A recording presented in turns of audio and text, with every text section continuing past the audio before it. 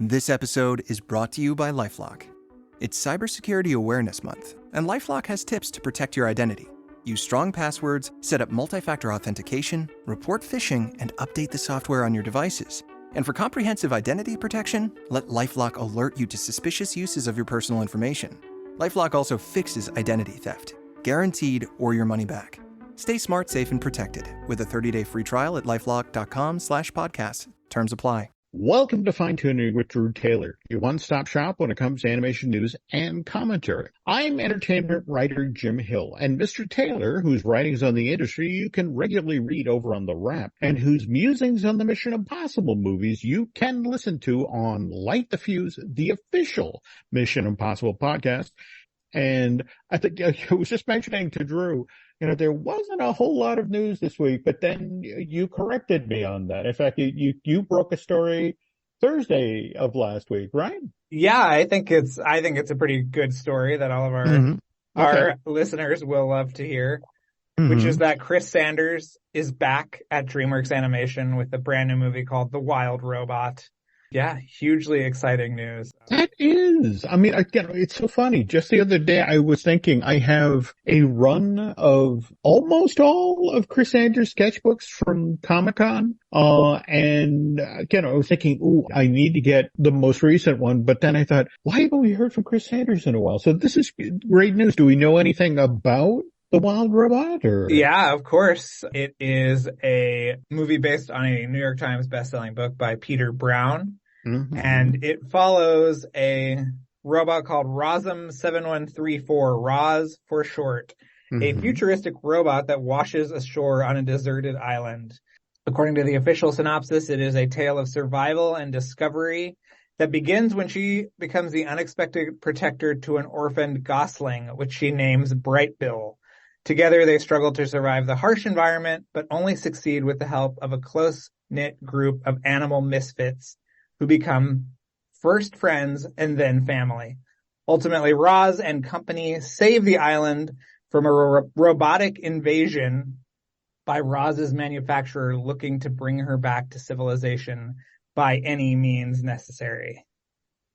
Wow, that's a great story. It is a great story, and it's got a great voice cast, which I was not allowed to announce during this, but I will say that outstanding voice cast, who they have cast as Roz, as well as some of the animals, is really, really special. So, yeah. Well, I mean, I have to say, this makes me so happy because, again, I've been watching, for example, the construction of Epic Universe in Florida, and they've really gone to town on the How to Train Your Dragon area of that park. I mean, that just, there's the stuff, everything else is bare buildings, but, they've got the Viking totems and the longboats being built, and it looks amazing. So it's so nice to hear Chris Sanders is coming back to DreamWorks. That's great news. Wow. And wouldn't you know that the book is the first in a series of 3 books. So should the movie be a success, we might see more. There we go. All right. Yes. And speaking of seeing, well, I don't know if we're going to see more of this. I mean, did you catch the thing earlier this morning? And when I say early, I mean early, because it was 9:30 a.m. my time, so it would have been 6:30 your time. But the Toy Story Funday football thing, I don't even know how to describe what the Walt Disney Company and ESPN did this time around. It was basically an animated version of a real football game that was held at Wembley Stadium in London between the Atlanta Falcons and the Jacksonville Jaguars. Only the version that they broadcast on live on Disney Plus was animated and set in Andy's bedroom. Like, yes, that Andy from the Toy Story films. Did you get to see any of that today? Or I saw TJ posting some bits of it on Pixar Post's social media channels, because I was not up at 6:30 today. But it looked kind of cool, but also kind of nightmarish. You hit the Venn diagram in one, Drew.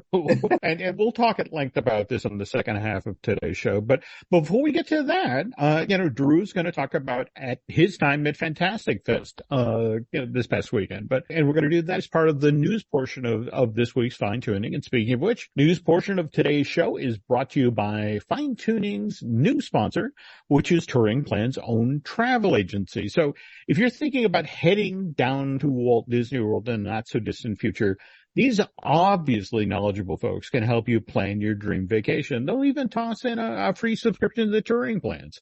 So again, if you're planning to go to Central Florida sometime soon, please check them out at touringplans.com/travel. Fantastic Fest. You grew up in Austin, right? Yes, I did. I was born in Austin many, many moons ago. And yeah, it's always really fun to go back. Fantastic Fest, I think, is one of the best film festivals in the world and also one of the kind of most unsung. It's always a pleasure to get to go back every year. Yeah, this year was no different. Had an absolute ball, saw some great movies, and now I'm back, Jim, fighting the good fight.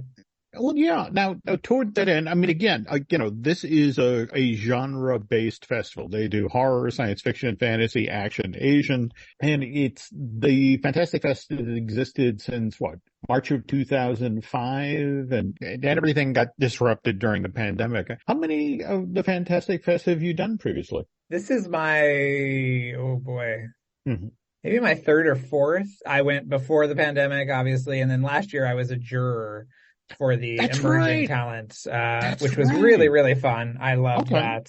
And, they have a strong history with animation. I think Frankenweenie premiered there. It did. It's a lot of fun. Obviously the big one this year was the new Toxic Avenger.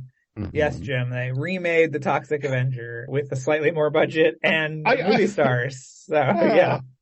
Half the charm of Toxie is he barely, those films are made for pocket change, but that's their charm. Yes. Now, again, this was at the Alamo Drafthouse, the South Lamar? Yes, the South Lamar location. Have you ever been to South by Southwest? It's one of the theaters they used. Oh, okay.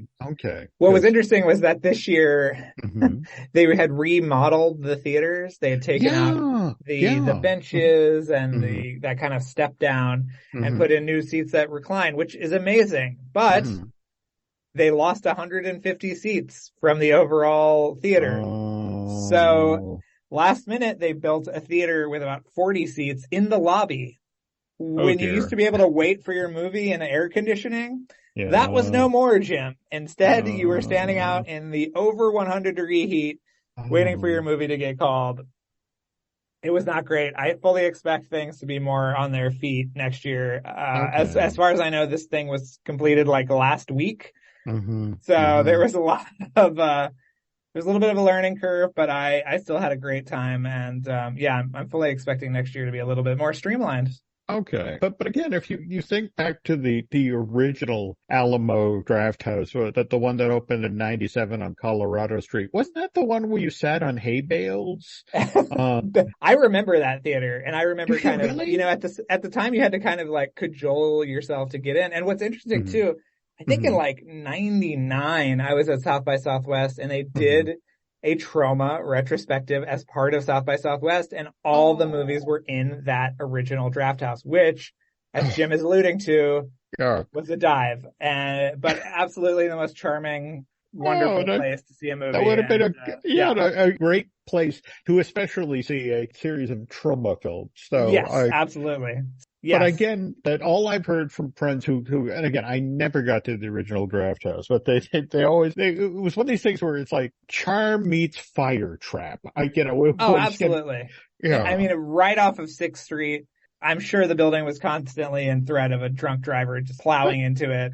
Okay. Yeah, no, it was a very charming space. And, when they moved into the Ritz up the street, that was actually on 6th. That was a lot of fun. And now that is no longer a thing either. I drove by at this time and it's like a comedy place or something. It was one of the casualties of the COVID-19 closures, but hey, Fantastic Fest, it's going strong, and that's what's important. 8 days. Did you go for the full 8, or did you just ninja in, ninja out? No, I was I was there from Thursday to Sunday, so I saw the first secret screening, which was Emerald Fennell's Saltburn, which was great. got to see a few great films, and then, came back. Jim, your friend, Robert Kennedy Jr. was on my flight home, which, Okay. And you didn't open the door for him at 35? Yeah, I farted on him as I walked past. So yeah. Glad to have you back from Austin. And again, I love that you broke the story about Wild Robot earlier this week, but have to ask. Did you like the interview I did with Dave? Yeah. It's so funny. My ex just reached out to me about, I have to get Dave to sign the revised Oswald book that he did, the second version when they found the other ones. But that sort of, it's like, oh, you need to get a hold of Bossert and you need to get this book signed for me. So it's like, but no, you did a great job. You guys were a little bit all over the map, but it was fun. It was a lot of fun. Listen, it was just a couple of guys hanging out. There you go. Talking about Nightmare Before Christmas. What's better than that? This is true. By the way, did you get a copy of his book? Or I haven't gotten a copy of the book. He has no idea who his publicist is, so I have to figure out. If you know who to bother, Jim, let me know, and I will. Okay, will do. Okay, in the past week, we had a couple of interesting trailers drop. First and foremost, this one for Pencils versus Pixels, the film coming from Strikeback Studios. Did you know this was in the works? I didn't, not until it was done, and we've been reached out to about this. We might have some folks. Yeah, no. I have been waiting for a documentary on this topic since November of 1995 when the first Toy Story arrived in theaters. This is the logline, folks. Pencils versus Pixels is a celebration of the unique magic of 2D hand-drawn animation and an exploration of how the Disney Renaissance of the late 1980s and early 1990s led to an animation boom that was quickly upended by a computer animation revolution that followed. And just from the trailer alone, narrated by Ming-Na Wen, and we have appearances by Glenn Keane, Seth MacFarlane, Jorge Gutierrez. But again, this topic, somebody finally wading in to that moment where the world changed. So is this thing being released theatrically at all? I think it's both. Okay, so November 7th. Can't promise anything here, folks. We did get reached out to by the publicist, and there's a number of folks they were offering up that, frankly, Joe and I would love to talk to. So yes, we will do at least one interview with someone from this. Yeah, it looks really interesting. I think it's kind of hard to market it because obviously you can't use any Disney imagery in the promotional materials. But this thing is firmly rooted in the Disney Renaissance through the kind of revolution. And I love that. I love that the fact that at the time, if you think about it, Lion King opens summer of 94, biggest success ever for the company. But at the same time, now I'm blanking the name of the documentary with narrated by Don Hahn, where they're at the party for the celebration for the Lion King, and he's talking about, this is when the wheels are coming off. Which one is that? Waking Sleeping Beauty. Okay. This is coming at it from, the artists that were in that moment that suddenly saw their world change. And in fact, for me, again, we were just talking about November of 1995, again, with the original Toy Story first arrived in theaters, but equally significant, at least as far as I'm concerned. Do you remember the Treehouse of Horror for that year? This would have been October 29th. It was the sixth Treehouse of Horror, but this is the one that had the Homer cubed story. Yes. Where they did that was such a big deal. Totally. In fact, Pacific Data Image did the animation of the 3D Homer walking through the landscape. In fact, you think about it, this thing riffed on Tron. It made fun of the CG cliches of the time. I think at one point Homer looks down into a pool of water with waves and fish and that sort of thing. And, there's a line he says, to the effect of, man, this place looks expensive. I feel like I'm wasting a fortune just standing here. And just to sort of underline, circle, and indent here, folks, that was why, at least at that time, nobody thought that there'd ever be a successful CG film because they were just so expensive to make. Toy Story comes out 3 weeks later, costs $30 million to make at the time, makes $192 million just in North America, an additional 181 overseas, worldwide box office of $374 million. And what Toy Story earned changed Hollywood forever. By the way, DreamWorks, circling back to, what Drew was talking about at the top of today's show, DreamWorks actually buys PDI in 2000, but prior to that, they were sort of a contractor, right? Yeah, they were a vendor. DreamWorks. Yeah. There we I go. mean, and at the same time, they were doing Waldo, around that same time for They were. Muppets 3D and Muppets also 3D. on the Jim Henson show, the Jim Henson They Hour. were. Yeah. Just. They were a great studio. It was sort of sad to see them get gobbled up by DreamWorks because they did such great work. I just bought a copy of, it was called Cinemagic by Starlog. And it's literally summer of 86 issue. So I promised her I'll get you a copy of this because I know you're working on your 80s, 90s Disney thing. There's an 11-page feature on the making of Captain EO. In the middle of this issue is also a story about what's going on in computer animation in 1986, where the height of what was going on was the adventures of Andre and Wally B. Yeah. Yeah, I mean, I miss Cinemagique so much. And I remember they did a special issue on Batman the Animated Series. That was like my Bible as a kid. Mm-hmm. I mean, I would go back and forth through that thing. Speaking of Batman the Animated Series, did you see that Mask of the Phantasm has been released in 4K? I was kind of surprised to see that. But yes, again, I have my shopping list this week. For example, I have been to my multiple Targets looking for, Ruby Gillman Teenage Kraken because I wanted to buy a physical copy as opposed to, hopping on Amazon, and it just, I can't find one. They're actually getting rid of their physical media sections in many stores. I think that the vinyl section is probably safe just because of how amazingly that's sort of been, the resurgence of that has been. But yeah, all the DVDs and Blu-rays are going to be gone from most Target stores. That would explain, literally this week, all right, in our store. And I thought, okay, so that they're moving it. They're no longer here, but I will come back and find where they've been moved to. And it's like, did you talk about last week? Maybe it was this week, actually, that the news dropped that Guillermo del Toro's Pinocchio is getting the Criterion treatment in December. No. Yeah. It's a moral imperative to buy physical media, especially now that Target's tearing out the section. But, speaking of, we were just talking about Amazon, and I just ordered my copy off of Amazon of Disney A to Z, the 6th edition of the official encyclopedia, and I am old enough to remember the 1st edition. But what kills me is... Did Dave Smith this... come back from the grave?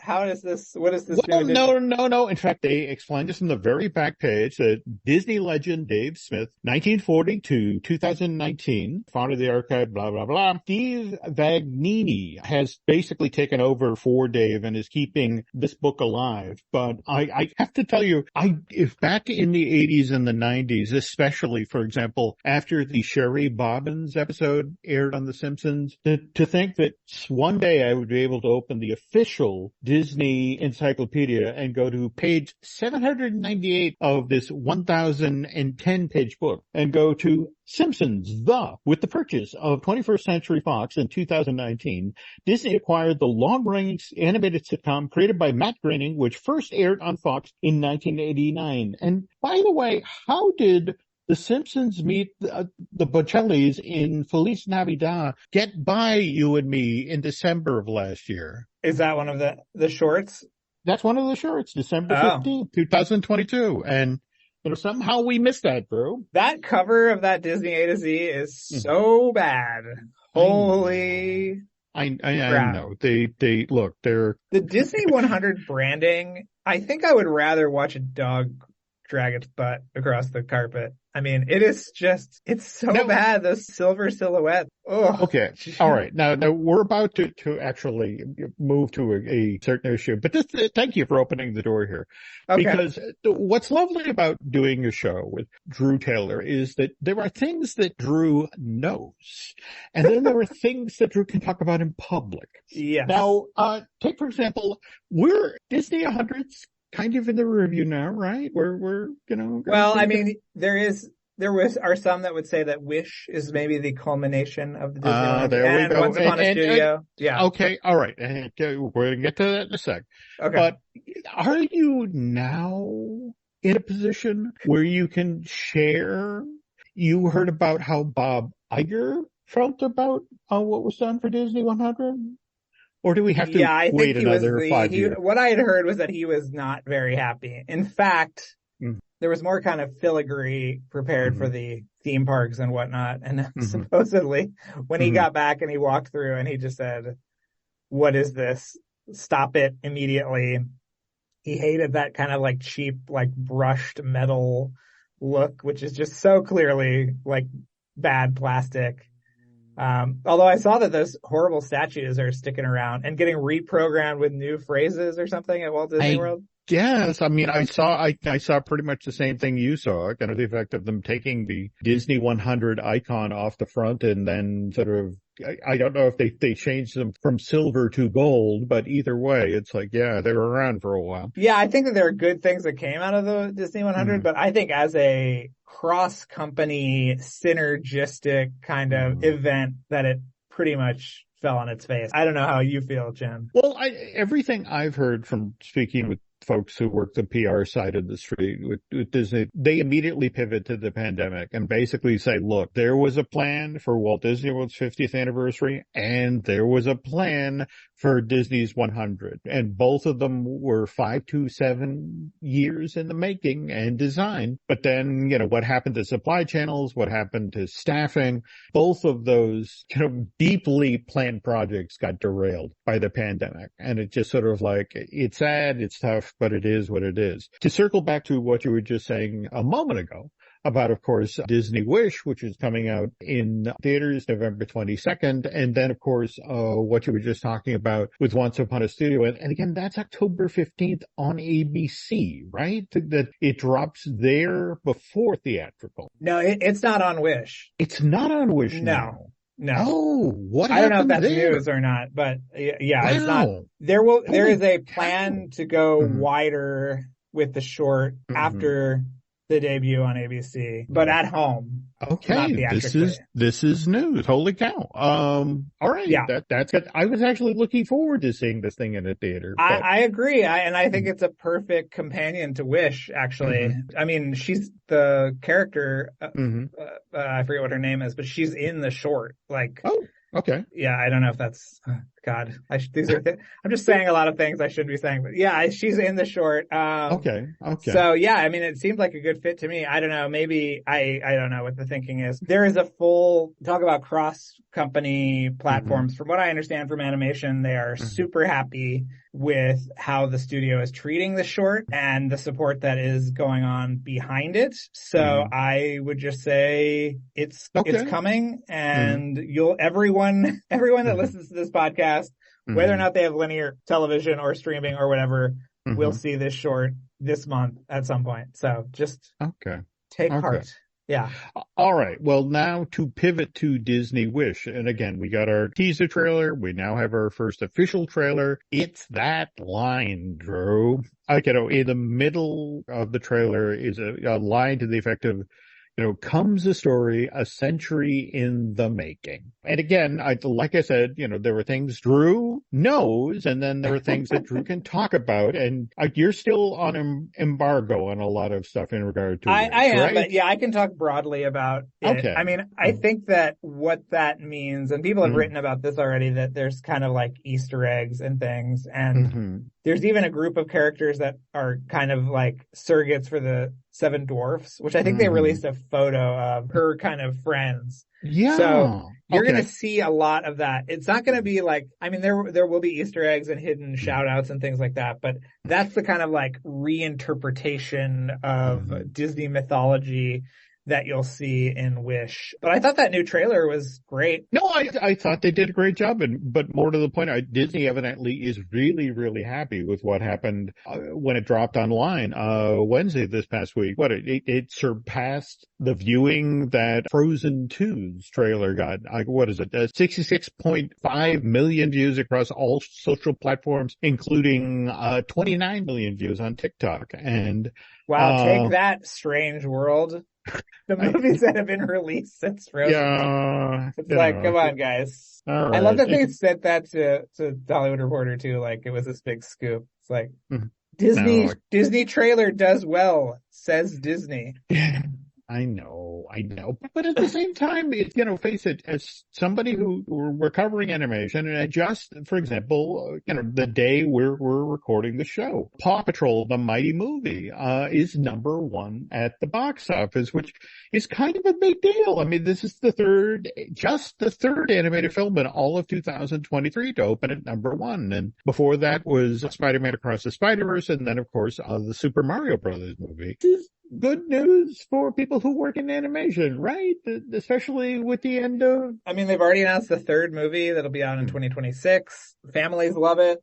I've never seen a second of Paw Patrol, but you know what? Even with Nova, you don't, She's more of a bluey girl. Oh, well, there we go. Yeah. An Australian Ren Shock. I get it. My mistake.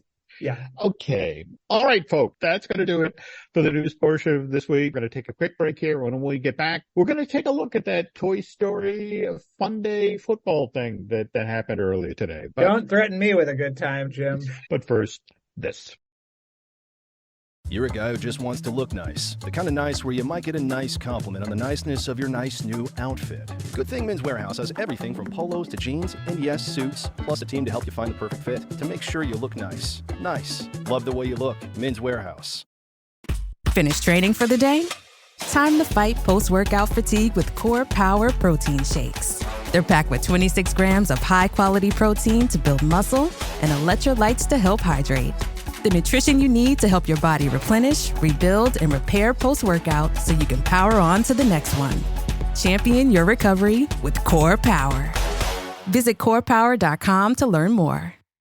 The family that vacations together stays together. At least, that was the plan. Except now, the dastardly desk clerk is saying he can't confirm your connecting rooms. Wait, what? That's right, ma'am. You have rooms 201 and 709. No, we cannot be 5 floors away from our kids. The doors have double locks. They'll be fine. When you want connecting rooms confirmed before you arrive, it matters where you stay. Welcome to Hilton. I see your connecting rooms are already confirmed. Hilton, for the stay. And we're back. We were just talking about the Disney A to Z, the 6th edition from Disney Editions. But again, that's kind of the massaged, carefully edited Disney history. If, on the other hand, you want the real unvarnished warts and all history, this book actually got by me early this year. It was published in March of this year from Lancers Press. But this is the latest Floyd Norman. How the Grouch Stole Disney. Welcome to the Tragic Kingdom. Does he still work for Disney? How is he putting this out? So no, this is the beauty part. Floyd is now 88 and basically retired. And so I think what you'll especially enjoy about this book, Drew, is these are all of the mean Michael Eisner cartoons that he held back. I mean, you've seen some of these before, but on the other hand, for example, Floyd has a section in here, there's 5 or 6 different cartoons about Disney dealing with the fact that they made, Tarzan in 1998 and conveniently forgot to put any African-American people in a film set in Africa. And of course, only Floyd can sort of weigh in on that issue, or for that matter, I mean, he puts you right in the middle of the battle with Disney and Pixar. And what's especially interesting about this book, it's Eisner choosing his successor. And there's some there's a great gag in this book where it's suddenly Young Frankenstein, where Eisner is turning to Bob Iger and said, "So Igor, get over here." It's like, it's not Igor, it's Igor. Well, they told it was Igor. Well, they were wrong then, weren't they? Floyd is a legitimate Disney legend for a reason, but what's also great about Floyd is Floyd tells the truth. So if you want to get a truthful, funny take on what Disney was like the 80s and the 90s and into a little bit of the 2000s, pick up a copy of How the Grouch Stole Disney. Jim, while we're talking about books, I got a book to recommend as well to everybody, which is called Opposable Thumbs, How Siskel and Ebert Changed Movies Forever. It is out at the end of the month by J.T. Putnam Sons. It is excellent, and it has some great Disney history, actually, in terms of when they went over to Buena Vista Television. That is when it really became Siskel and Ebert in, I think, 86. And including a very fun anecdote about Katzenberg actually calling their office and saying, can they be nicer to our movies? Which they had No. promptly ignored. But it is actually a wonderful book. You know, it's so interesting you bring up Siskel and Ebert, because I was just listening to the most recent You Must Remember This, and it's actually about Crash, the Cronenberg film, and the host actually talks about this was one of the most brutal fights that Siskel and Ebert had ever had on air. The whole notion of they really went at each other about that movie. That's cool. When again is It's out on October 24th. It is written by my buddy Matt Singer, who does an absolutely wonderful job of talking to so many people, digging into the archives. Over the pandemic, my wife and I watched so many episodes on YouTube because there's no way of reproducing them because of the rights to all of those clips, which at the time was a real feat to get those clips. In fact, in the early versions of the show, they had to actually write down what clips they wanted. They would actually zero print or whatever and get these exclusive clips, which you could only see on their show, which was a big draw at the time just to see any bit of movie. But yeah, it's a really fascinating history of the show and of them as people. Just lovely. Yeah. I miss them both terribly. So, same thing here. I mean, and I think it speaks volumes. I mean, also it's something of the time when you think about how huge they were. It's ironic to live in a Rotten Tomatoes age where how many nobodies vote and determine what film's fate is at the box office were those two. Yeah. And also obviously watching the specials they did from Disney MGM Studios were always so much fun. I think they did the Oscar show. They did. Always. And speaking of fights, there was one of those Oscar shows where Siskel revealed the ending of The Crying Game. Do you remember this?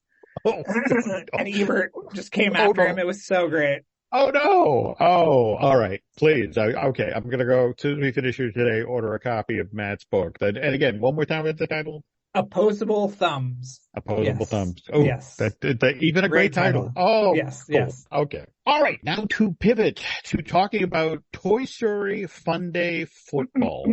To frame going into this, what's kind of intriguing about this is that NFL viewership, Drew, has been declining for a number of years now. I mean, for example, just the past year, 2022, it slipped by 3%. It went from 17.1 million viewers to 16.7 million viewers. And the other thing that, to be frank, is concerning people in broadcasting and also, to be honest, the people who buy ad time on football broadcasts is the average age of your average American viewing football at home is 50. And in the world of advertising, that is not really a desirable demographic. I'm 64, Drew. And, that in the eyes of Madison Avenue, I am a life support system for a wallet. And they're more interested in what are you buying for your 30-year-old daughter? That intrigues me. Whereas you, the 64-year-old, I don't care about you. And again, the thing with the 50-year-old, average age of a football, viewer, it's like,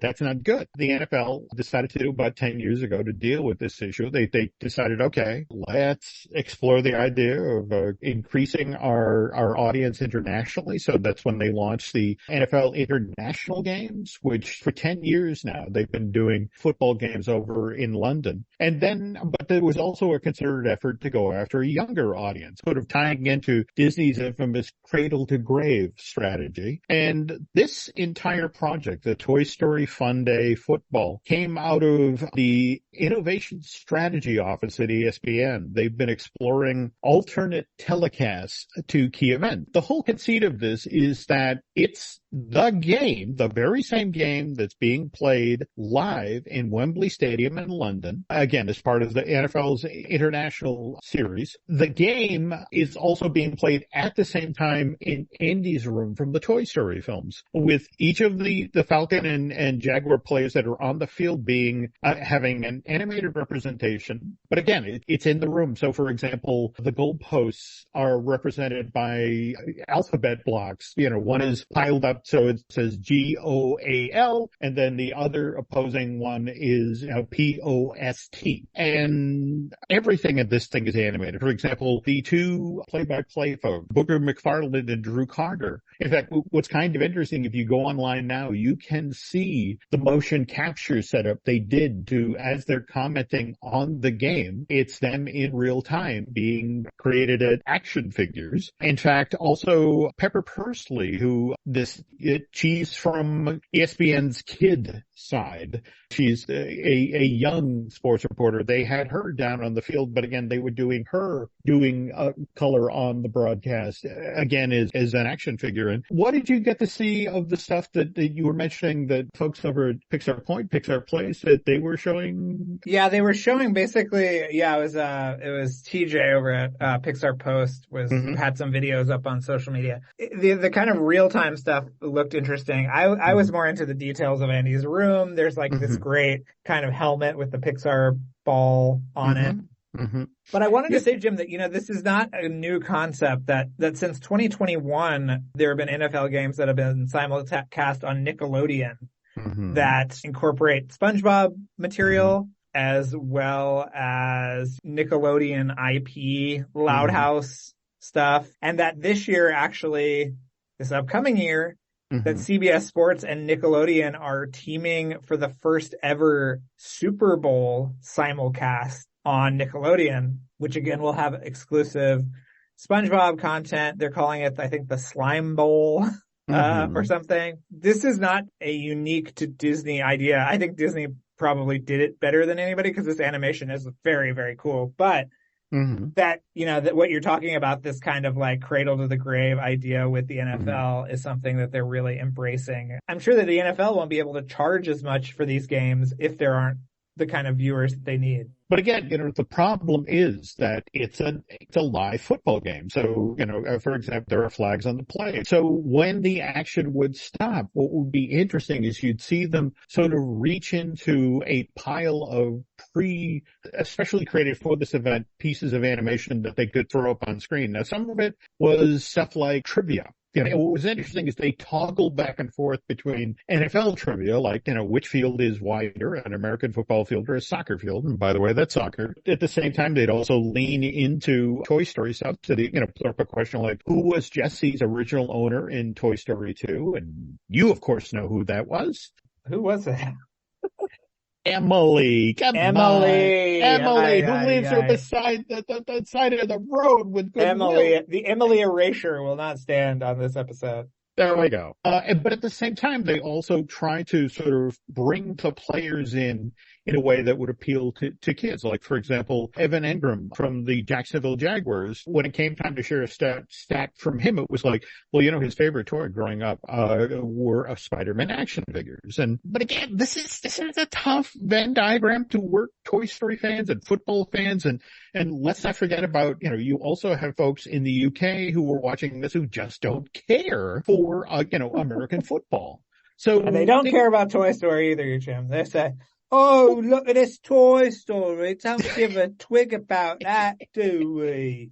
Got other things to worry about over here, we do. No, did you see the Duke Kaboom? How was the Duke Kaboom halftime show? The Duke Kaboom thing was actually pretty cool. I mean, now mind you, again, you had these weird sops to the fact that, all right, we have folks from the UK who are watching this. So, for example, when Duke Kaboom did his big motorcycle jump, it was over 5 toy-sized London double-decker buses, and more to the point, they created an element of suspense because evidently, evil Emperor Zurg was looking in and, was he going to do something to disrupt the jump? To circle back to try to make this work for the audience in the UK, I mean, there'd be these weird moments where you'd suddenly cut away to Bo Peep on the side of the field who is now playing soccer with her sheep. Or an attempt to, hey, kids at home, in the UK, it's like, how if somebody threw an especially long pass, it's like, why? That was almost 360 feet long, the height of Big Ben.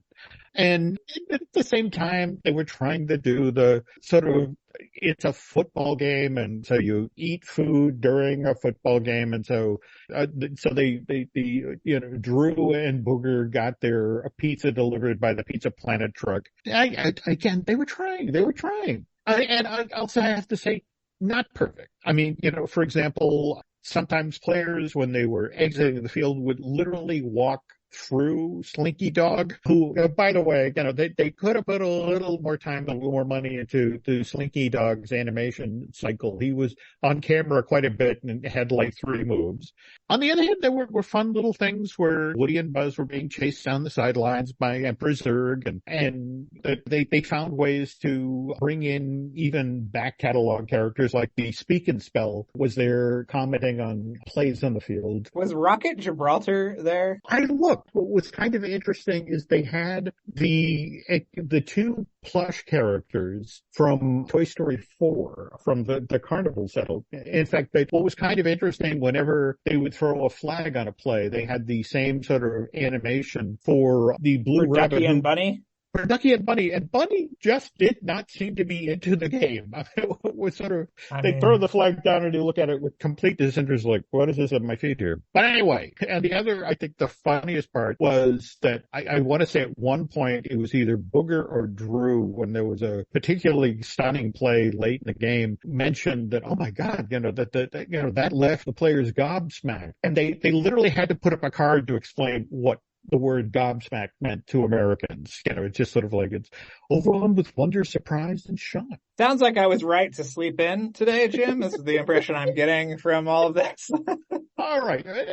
Maybe you're not wrong. And I'll look up clips. I'll look up my boy. I love Duke. Well, now here's the interesting thing. Supposedly, as of tomorrow, Monday, October 2nd, again, we're recording this on Sunday, October 1st. This show, the Toy Story Funday Football, is supposed to be archived at both Disney Plus and ESPN. So the beauty part of it is it would be there and you can fast forward through parts.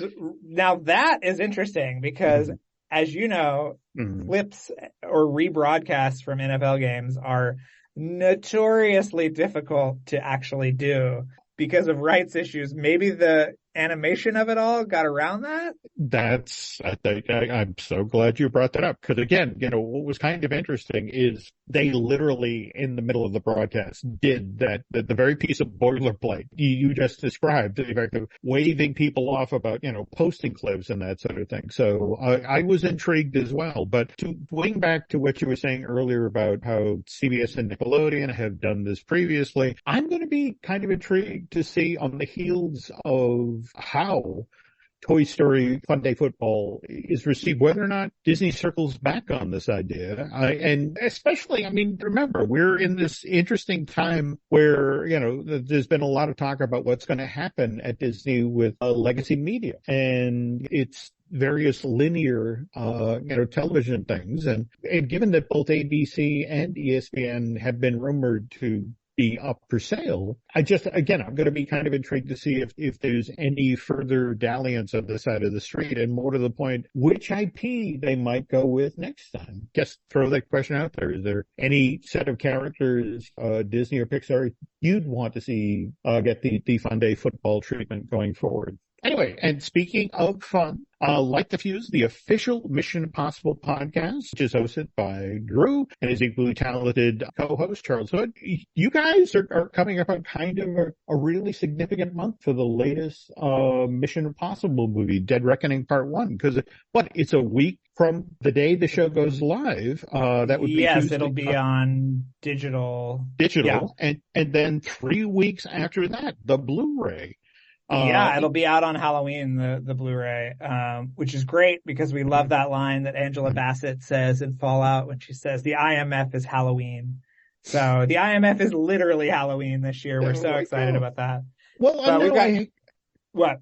Well, no, I have to ask, given that, again, digital on the 10th of this month and physical, Blu-ray at 31st, you gotta have some killer shows coming on Light the Fuse. Yeah, we do. We have, I think, this week, we're in the middle of our 3-part Eddie Hamilton special, who's the editor of Mission Impossible Dead Reckoning Part 1, and he edited Fallout as well as Top Gun Maverick.